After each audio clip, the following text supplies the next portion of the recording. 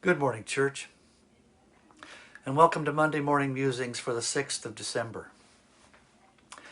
Yesterday in my sermon at the Carillon Church, I spoke briefly of my own experience of coming to faith, of ending my personal rebellion and surrendering to God. But that's not the story I told at the time. In 1999, right after I acknowledged that God was God and I was not, I was asked to give a testimony, to tell the people of the church, people who had been praying for me for years, about the process that led to my salvation. So what I gave them was a parable.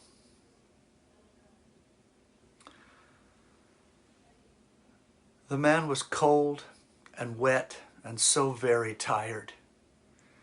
He was alone and frightened.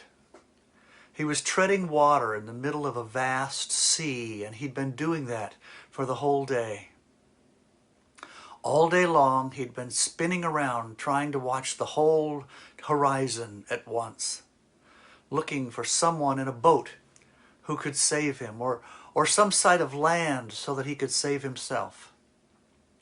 But there was nothing except dark waves of cold water under a stormy sky. And then he heard a voice. "Lift up your hands and I'll pull you out of that water."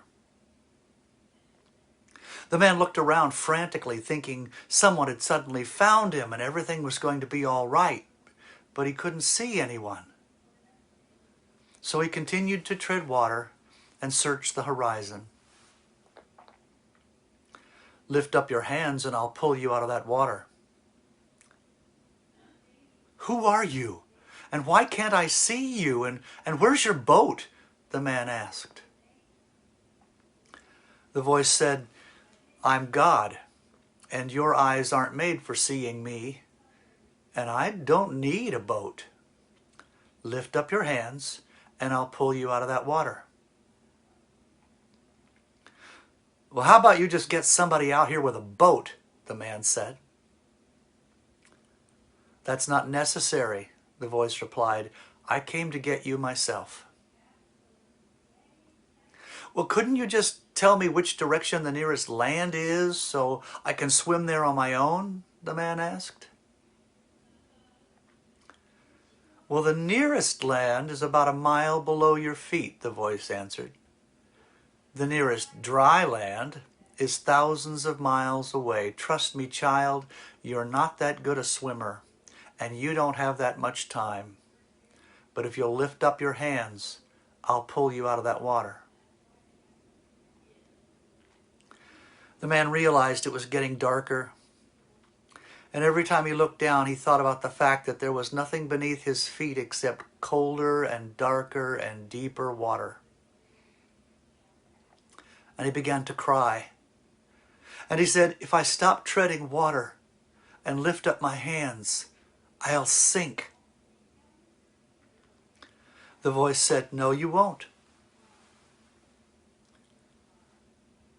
"How can I know I'm not imagining you? How do I know you'll save me?" the man asked.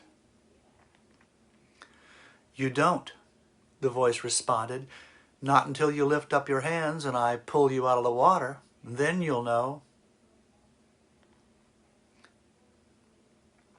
It was quiet for a long time. Then the man said, "Are you still here?" "I'm always here," came the voice. "Lift up your hands and let me pull you out of the water." The man said, "Look, God, I can't lift up my hands. I have too much fear and too little trust. But here's what I can do. I can lift up one hand, just a little ways, just for a second. I can do that much. Will that be enough?" And the voice said, "Let's find out."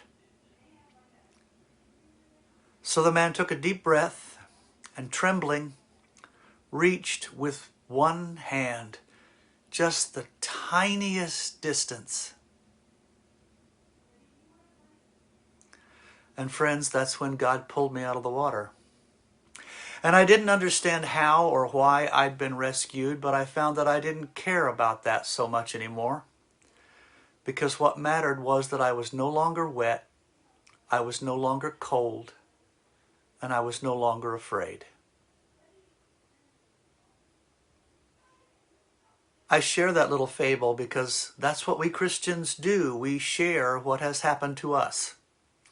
That's called witnessing, the giving of your testimony about what you know. And when it comes to knowing what has happened to you, what Christ has done in your life, you are the world's foremost authority. Nobody knows you better than you do. After all, you've been together your whole life. And I also share my story to encourage you to be ready to share yours. Think about your experience with God. Think about how you might present that experience to another. And think about who might need to hear your witness. And then be bold. God bless you all.